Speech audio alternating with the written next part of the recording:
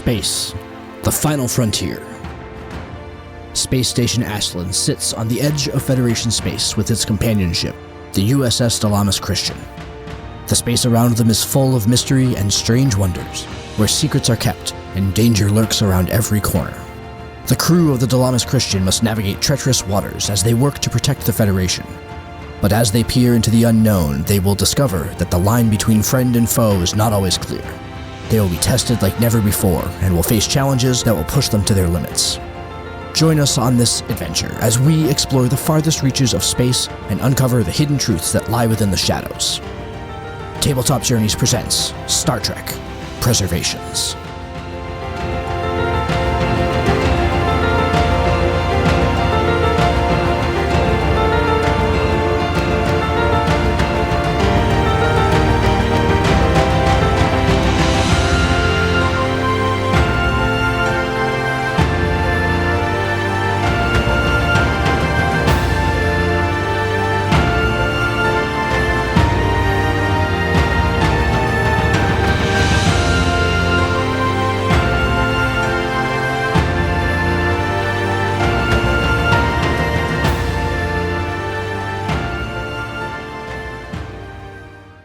Welcome, everybody, to Episode 7 of Star Trek Preservations. Excited to be playing tonight. So Episode 7 is going to be a tie-up episode for some of the plot threads that have emerged from Episodes 5 and 6. And there's also a little bit of shopkeeping that we need to do. First, though, as always, let's go around and just introduce everybody here. Captain, let's start with you. Hi, everyone. I'm Joe Harney, and I am playing Commander Sabian Tobor, the commanding officer of the USS Dilamus Christian, the Sabre-class Federation starship that serves as our primary vessel. Excellent, thank you. Lieutenant Commander Ocean, let's go to you. Sure. I'm Adam Scaramella, and I portray Ocean Chilsilver. He is the Dilamus Christian's Andorian first officer. Excellent, all right, thank you. Narila, let's go to you. Hello, everybody. I'm Lacey Kamutsa, and I am playing Lieutenant Narila Nilan. And I am the mad scientist of the Dilamus Christian. Excellent, thank you. Lieutenant Najar, welcome back. I'm Glenn Myers. I play Lieutenant Camdrill Najar, the half-betazoid, half-human chief of security. All right, excellent, thank you. And Mr. Tanari. I'm David Rideout. I play Lieutenant Navidian Tanari, the chief engineer of the Dilamus Christian. And currently I'm wondering where that blue police box came from that's in Cargo Bay 1. Excellent. Fabulous. So episode 7 is called Outcast, and there are a couple of major things that happened last month, which hopefully we're going to go ahead and wrap up tonight. Before we get into that, though, there's a couple of bits of housekeeping, and one of them has to do with crew complement and where everything is. And Tobor and Ocean, I talked to you guys ahead of time before we started recording tonight, that I wanted to know, what is the Dilamus Christian's standing policy on bridge position, assuming that the Dilamus Christian is not moving? Because obviously there are mandatory stations when the Dilamus Christian is moving, is in transit. If the Dilamus Christian is not in transit, what are your policies on mandatory bridge positions? And mandatory bridge positions, of course, is the captain's chair, con, tactical, and then the science station is optional based on mission parameters and etc. So I think it's more so about the threat condition that the ship is facing. So, of course, red alert is full battle stations. Everything is manned and crewed. Everyone's in their position. But similarly, a yellow alert, all the bridge stations are manned and interchangeable with COXO. So one can step away if necessary, but someone's at the con. Yep. Okay. In a non-alert, if we're docked at Ashland Station, we don't need the con pilot chair. Ops is not necessary unless there's actually like station keeping or transferring of supplies and resupplies and all that kind of stuff. Science, again, optional. Okay. And depending on the threat condition, tactical is optional as well, as is engineering. They're all just kind of the officer of the watch and an assistant officer of the watch, if necessary, like on Delta shift, docked at station. Sure. One or two people. Yep. Yeah. Okay. All right. Fair enough. However, with us being in orbit around this planet, having been suckered here on the attack, the ship is at full yellow condition, every station on the bridge is manned. Okay, so it's basically general quarters, right? Yeah. All right, fair enough. That answers a big part of the question, because the reason why that came up, obviously, is that, so while security is the largest department on the ship, you guys have realized, because of devilish threat expenditure, that security is stretched a little thin on the boat right now, especially with this away mission that Ocean has gone on. So there's one security personnel that's dedicated to the tactical station under general quarters, so that's fine. Let's start here. Last episode, obviously, Najar had suffered some injuries when Janok had knocked him out. He has now recovered, which is fabulous, and Tobor, your intention was to go ahead and send him with Ocean down to the surface. In the time between when Najar was cleared by medical and when he would depart, what information would you provide him based on what his mission parameters are and everything like that? We can go ahead and go through that scene. We'd have the briefing in the conference room before the Zunneons come up. Because they come up in a ship and then depart? Yeah, correct, because they refused to use your shuttle and they refused to be transported. Yes. They have some trust issues. Have a few trust issues, yes. Okay, we've got the conference room. So, Mr. Ocean, I want you and Dr. New to go down to the surface and consult with the medical experts that the governor has agreed to provide us regarding this current situation. Probably should take 2 security officers with you. Mr. Tanari, how are the repairs with the array going? Captain, if I may, between myself, Commander Ocean, and one of the security officers, I think we should be fine on the planet. Why don't we leave that additional security officer here to ensure that we have a little bit more protection at home? Because with the trust situation being as perilous as it is, and since Mr. Relic is staying aboard here, I am more concerned that they will attempt to detain and arrest you all. And so I need you to have a sufficiently strong enough tactical presence to be able to extract Dr. New and the team off-world if things go south. Then should me and the team show in full body armor ready for trouble? No. We need to de-escalate the diplomatic situation, which is extraordinarily tense right now. But also, I need Mr. Ocean to have enough force in his pocket if necessary. Understood, sir. Diplomacy first, but in the end, me and a team of 3 may be asked to defend the away team against an entire planet's defense forces with hand phasers and a prayer. Understood, sir.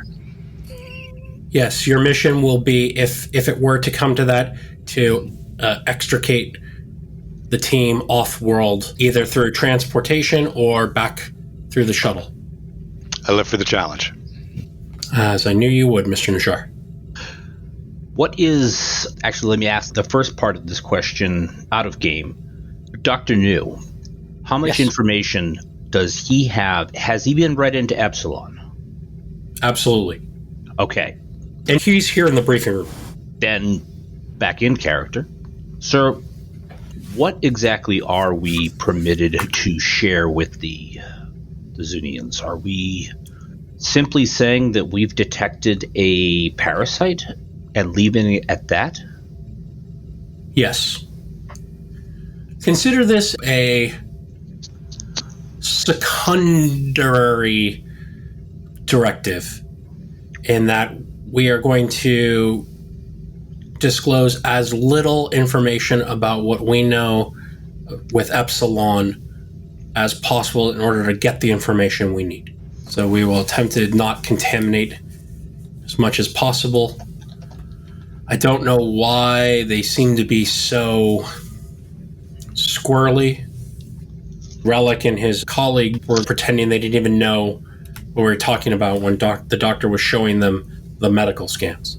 So, with that being said, Lieutenant Nealon, I know our cultural and diplomatic packet that was sent with us was extraordinarily thin. Can you and your team, I don't know if we actually have a xenoanthropologist on board. If not, I'm willing to chip in. But if you can get into their computer net and start building a cultural briefing, so we can understand who we're dealing with and why in any of the contacts with the Federation no one has thought to document the fact that they have apparently dormant Epsilon creatures in them. That would be like a red letter bullet point note on any kind of packet, I would have imagined, if anyone knew. And I need to know why we didn't know before we got here. I agree, that's quite troubling. I'll see what I can do. Very good. I believe Lieutenant Dorai has got some focus in anthropology. Dorai and Lusan both. Looks like Lusan has some skill with xenopsychology, which is interesting. Yes, have Ensign Lusan from Khan help you out. He's got a distinct and unique perspective. He comes with having 8 eyes in the back of your head. That sounds good. Very good. And Mr. Tenari, how goes the repairs? We've got a schedule worked up, and we're coordinating with the Tamarari to replicate the parts we need, since we're effectively working with trying to repair last century's technology. Yeah, as soon as we're done here, I have a call with Captain Gregoff to explain what the hell's going on. Continue deploying. I assume that, the plan is still the same on the engineering aspect of it. So if you can just make sure whatever resources we can get directed most efficiently. Understood. Doctor, any questions before? No, only whether or not, as Ocean said, what information are we allowed to go ahead and disclose? And it's very interesting. I'd be very curious to see their response. Yes. I think you might want to try this is the scans we've gotten. We have no idea. You're the experts on your own species. Tell me what I'm seeing here. And play dumb and see what they tell you, and then go from there. Mm-hmm. Use your best judgment.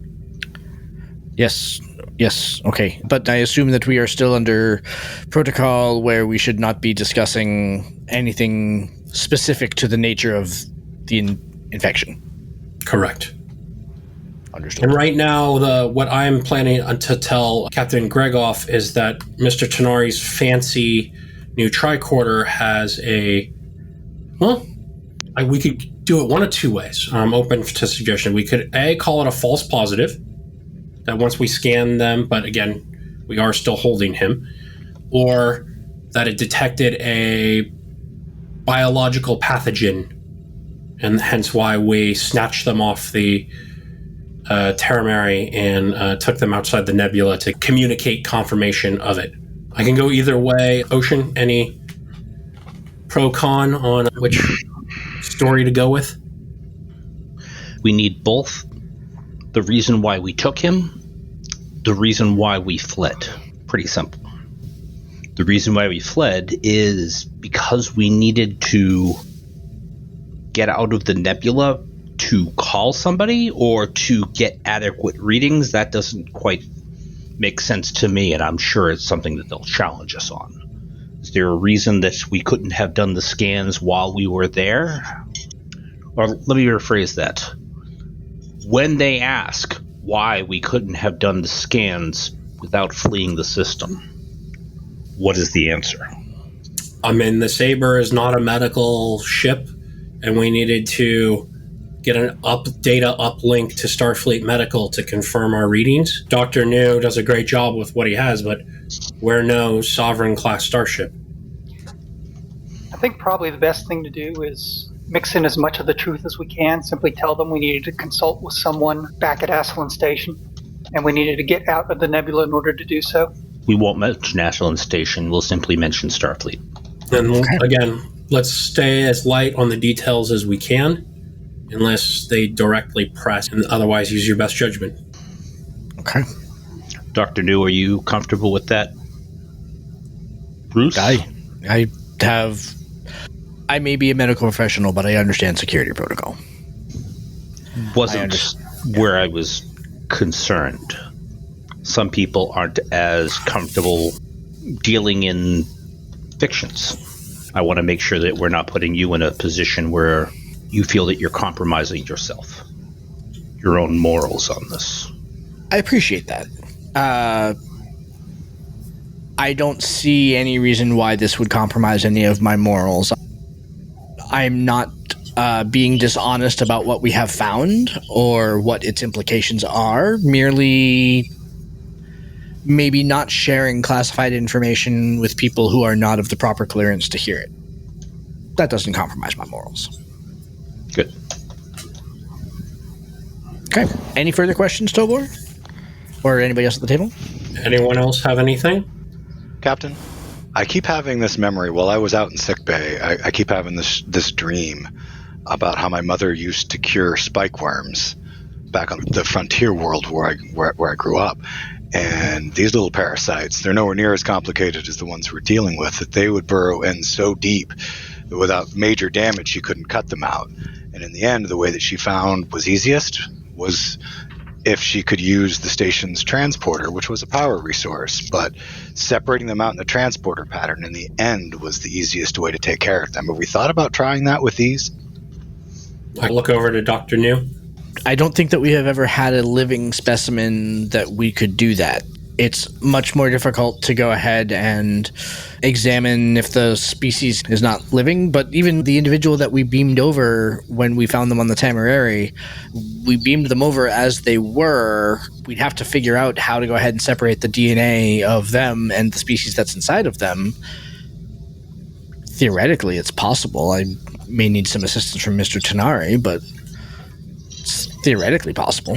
Having a willing host might actually be working your favor. Yeah.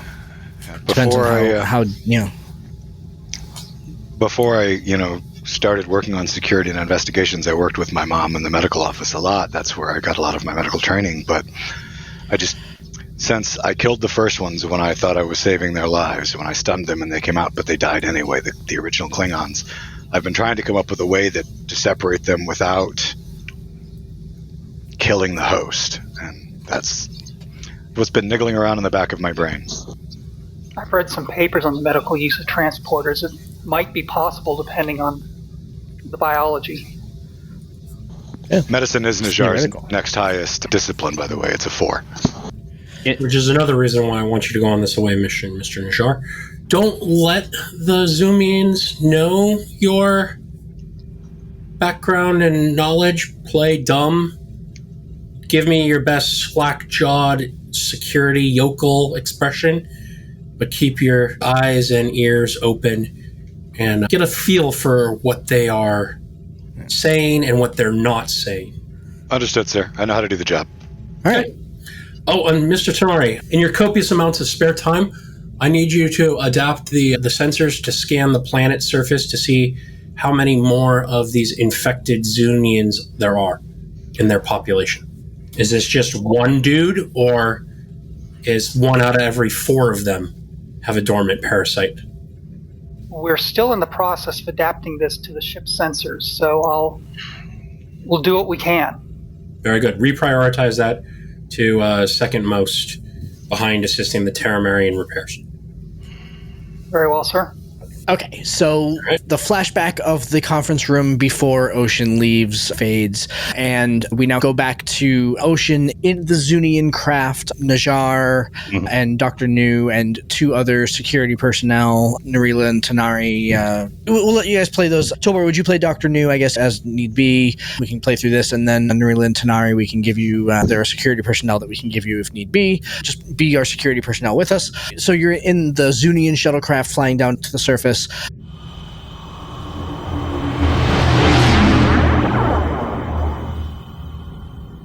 Ocean, that meeting happens in your head as you're like replaying it as you're going down there. And can you refresh my memory as to what we were flying over? Sure. That when he mentioned that, I think he may have just been using that as a cover, but I just want to refresh that in my memory. Absolutely. No, that's what I was going to do here. So as you're flying down, the Zunneon, assuming that you're sitting in the seat next to him as senior officer, as you guys are flying through the atmosphere, the Zunneon looks over and says, Lieutenant Commander, it's not often that, that we see the planet from this angle, and especially without the atmospheric controls. The radiation from the star hits the atmosphere in a particular fashion. There's some beautiful ruins that I don't get to very often to see them from this height. They're not far from the capital. capital. I was wondering if you might mind a little excursion to go see them, take some pictures. I'd be able to go ahead and sell them in one of the local nature magazines, if you wouldn't mind. I'm always interested to see interesting sights. Yeah. So he pilots the shuttlecraft kind of this sweeping arc through the atmosphere and comes down closer to the ground over these abandoned ruins. And assuming maybe you do some like tricorder scans on them on the way by or something like that, regardless, they're certainly reminiscent of the archaeological artifacts that were pulled up from Tethys several weeks ago now at this point. There have been several things, obviously, that have happened since now and then, but they share some architectural and some design kind of motif. And the Zunneon goes off on this story about how the legend of his people tell about the beast within the beast and the being within the being. And he starts going off on how it's kind of a staple of their belief system, that its origin was in an event that myths say happened millennia ago, where basically their people were taken over by this invasive species. It would turn their eyes blue. Hallmarks of very familiar stories that you have heard and seen from other species that have encountered the Epsilon species, frankly, and kind of zooms over these ruins. And if I could get, let's see, Najjar, what are you doing as you're flying down? Are you paying attention to the thing, or are you reviewing security briefings to try to catch yourself up from being knocked out? Going down planet side, Najjar would be focused on the mission, and he would be looking out the windows and absorbing every detail that he can about the environment, etc., as they approach. Yep. Yeah, so you'll see the planet itself looks almost like sun-baked. It's had high radiation issues because of where it is in the nebula and its star system. It's why these environmental systems that you were called to fix have been so important. They really help cut down on the radiation. So kind of desertish. And again, as you're flying over, you see these ruins. You were integral in doing the investigation there, so they look very familiar. But I would also like both you and Ocean, please, to make me a check here to see if you can go ahead and observe something unique about this. There'd be like a 1 difficulty challenge to notice something about these particular ruins. Now, the story you were telling a minute ago, that was the pilot talking? That was the pilot talking, exactly. Yep. Okay. Looking out at this sun-baked landscape, Najjar murmurs to himself, "It looks like a great environment for them. We know they don't like the cold." So I will be engaging him in the conversation and admiring the view and pointing out like a random color, so that doesn't come across when the screens are on. No, exactly. It very much reduces the radiation is so harmful, and our species has adapted somewhat to be able to take it, but it's harmful in large doses to most people that are not shielded by it. It's why it's important that you travel in our vehicle and stay kind of within the capital as much as possible, but at least until the environmental systems are back on and running. But certainly the colors that you see in the atmosphere, these are unusual. The environmental systems allow us to prolong our life and everything like that, now that we're not having to deal with critical doses of radiation. But yeah, I'm glad that you can see it. He was talking about these stories, is there any sense to how long ago this was? Like, is there something that coincided with the change in how the radiation was hitting the planet?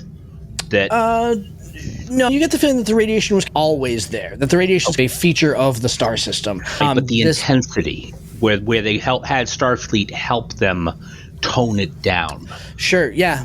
It's a great question, something that we established a few episodes ago, kind of the initial kind of connection with the Zunneons and why the Zunneons and Starfleet kind of never got along. So the origin story is basically that when 100 years ago or whatever, when Starfleet and the Zunneons first came in contact, Starfleet came in and said, hey, you have high doses of radiation, your species have adapted to it, but we can probably improve your life balance by doing this, right? To go ahead and build this array and help you, longer life, happier life, etc., etc., etc. And that decision was not totally popular with everybody on the planet. A lot of people just like, why are they interfering and everything like that? And so Starfleet helped them build the array and everything like that. But ultimately the Zunneons decided, thanks for that, but we're going to live our life over here. It just wasn't super popular. They much rather be left on their own. There are people like the pilot here that maybe believed that the beauty of the planet was sacrificed, or that their way of life was changed irreparably in a way that wasn't necessarily positive. They didn't necessarily care for it. Certainly possible. There's Najjar doesn't say anything else out loud because he is trying to play dumb as the commander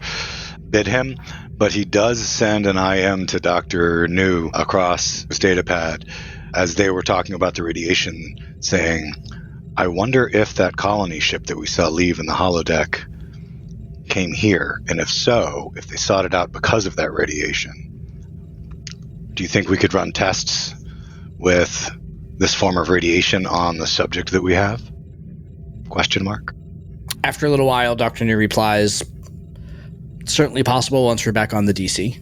So in the meantime, Mr. Ocean and Mr. Najjar, I'm looking for like a do you notice something as you're flying over the ruins, so to speak. So kind of an observation type challenge, like a 1 difficulty challenge to see if you pick up something that's going on in the ruins. Let's see, I'm thinking probably...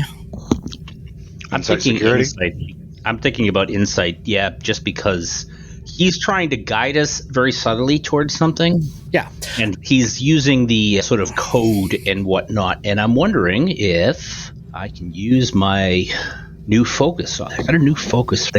Clandestine operative. Was it a focus? Interesting. Or was it just a so trait? what does clandestine operative give you? I actually haven't looked a lot of it up yet. I'm guilty of... It's just a focus. So if you are doing something clandestine, it increases your chances of getting a critical. So I would say one of you will get to roll the challenge and one of you will get to assist on the challenge. So decide who's doing which, and then... I can do the challenge. Okay. All right. So then, Najjar, you get one die to go ahead and assist. That potential. So, fabulous. All right. And I will spend no threat for this. So it's a 1 difficulty challenge. Oof. Najjar fails to be much assistance. He's apparently still thinking about how the radiation could potentially be a benefit to species Epsilon. He's still coming out from getting his butt kicked from Janak. Najjar gets a pass.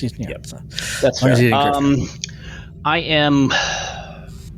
I'm going to spend a momentum on this to get a 3rd die, because I think this is something that we really need to pick up on. You can spend threat. You guys don't have any momentum yet. You don't start with any momentum. We don't have any momentum. Yeah, you don't start with momentum. You do start with threat. So I can give myself an additional threat if you'd like. Yes. Happy to. Do it. All right. That brings us up to 11, just for everyone playing along at home. Oh, wow. So I rolled an 8, 4, and a 5. My security is a 5, so that is 3 successes, which are 2 of them are criticals. So 5 successes total. Yes. 1 different. So you go from 0 momentum to 4. Love that. Very nice. All right. Yeah. So as you're flying over the ruins, there's definitely something that catches your eye because of how it's like super out of place. There's something very modern that's catching your eye in the ruins itself. And it looks like Federation issue equipment. So you're trying to figure out why would there be Federation issue equipment at a research site. Would you like to spend 2 of those momentum for some additional information? Absolutely. Absolutely. As you're looking at it, it's definitely Federation issue equipment. And more than that, it looks to be at least of the same type of equipment that mysteriously went missing from Tethys when you guys were investigating there. If you remember that there was a security encampment, in air quotes there, on Tethys, that had all of a sudden, when you guys started sniffing around, packed up and GTFO'd. This equipment is not just out of place for the ruins and everything like that. It's of the same ilk of equipment, the same type of things that were on Tethys originally and then were removed. It's the same type of things. So it's definitely raising your hackles, your suspicions about whether or not they have come here somewhat surreptitiously, or even not surreptitiously. Okay. I'll file that away. And then let me just go over. So once you guys get to the briefing with the governor of Zunneon III and their medical staff, again, just to recap this from last episode, because we went through basically the gist of it last time. But basically, Dr. New is doing his presentation. He is doing his presentation exactly as the protocols were laid out, that there is some sort of parasite. Not really sure what it was. Do you have any insight on this? And the response from the Zunneons is curious in that their medical team as a collective is totally resistant to believe that it is a parasite within them. In fact, the medical examiner even goes so far as to go ahead and say that yes, I have seen this type of thing on scans before.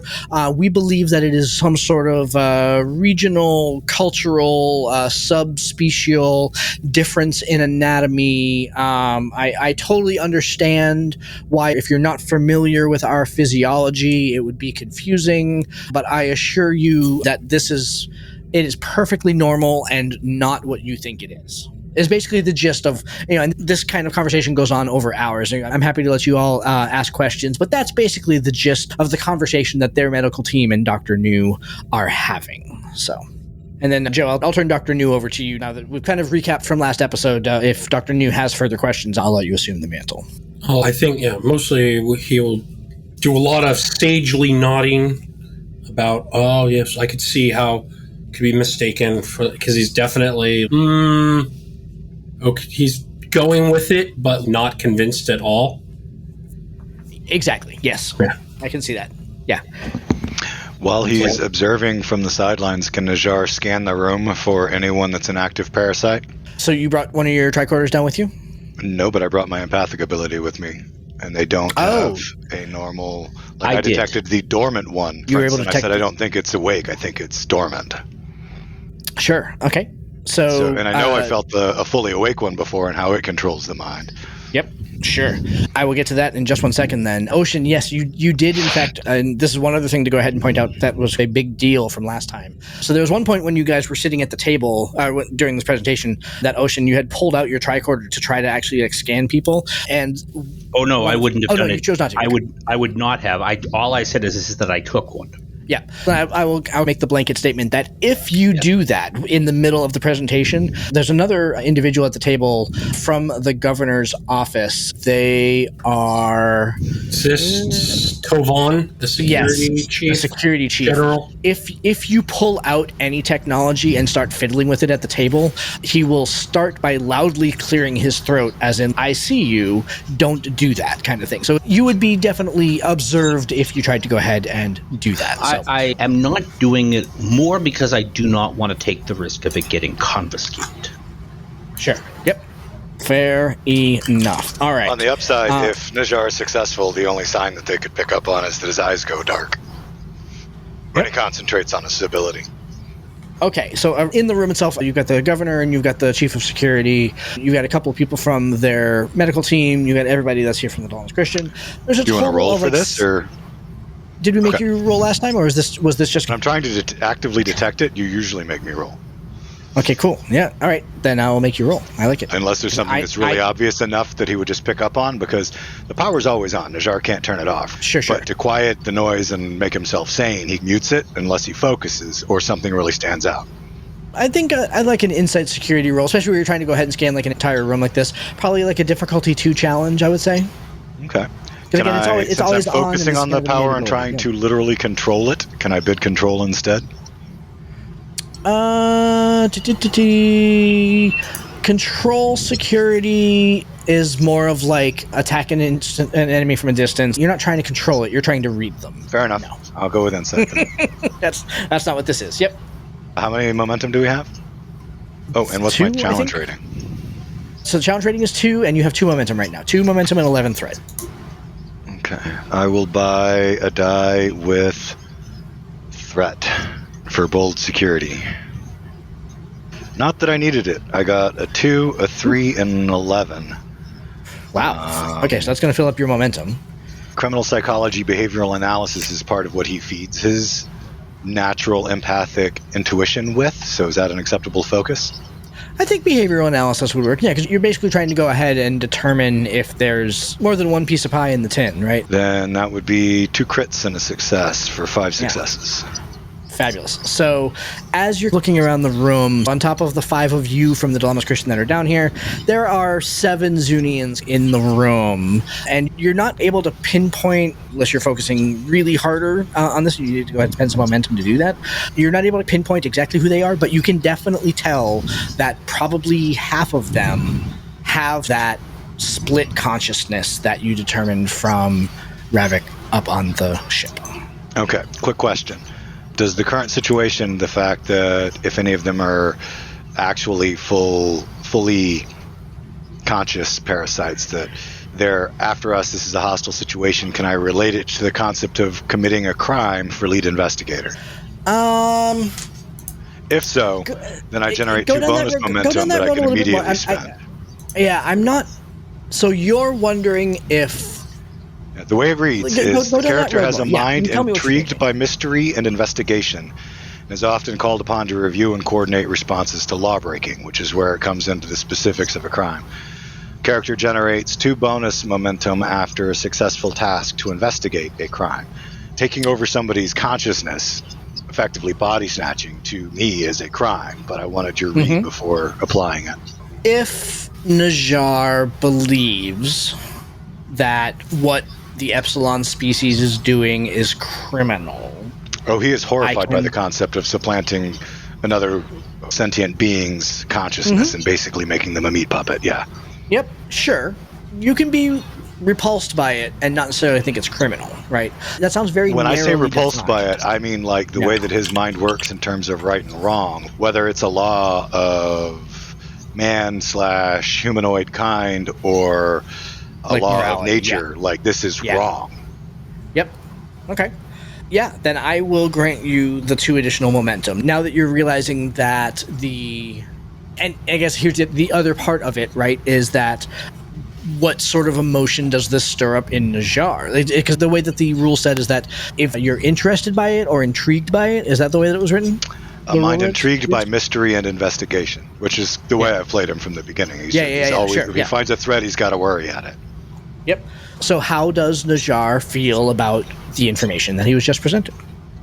Najjar definitely feels as though if this crime has taken place, this crime of supplanting a consciousness with a parasitic consciousness in this high level of government has happened, that its purpose is to control and make sure that the being within the being remains undetected by the rest of the people.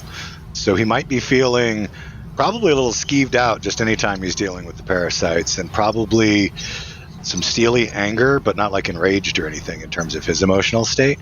Yep. Okay. All right. Yeah, then I will grant you the 2 additional momentum, and basically what that will allow you to do is to identify, of the 7 Zunneons at the table, which of the ones have dormant aliens within. And Heck, you can have 3 momentum because we'll have an extra one still, too. Yeah, exactly. Basically, you have filled up the momentum, right? You gained 3 momentum from the challenge. You gain 2 additional. You can spend that 2 additional momentum right now and still stay full. So, if that's the question that you would like to know, I can... Or if there's another question that you'd like to know. No, definitely spending that momentum to find out who's who. Yep. And right after he finds out who's who, he's going to, underneath the table-ish, send a message to the XO, letting them know who's who. Yep.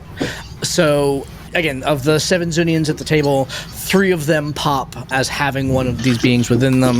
Notably, they are not the governor, the chief medical specialist, so they are not one of the 3.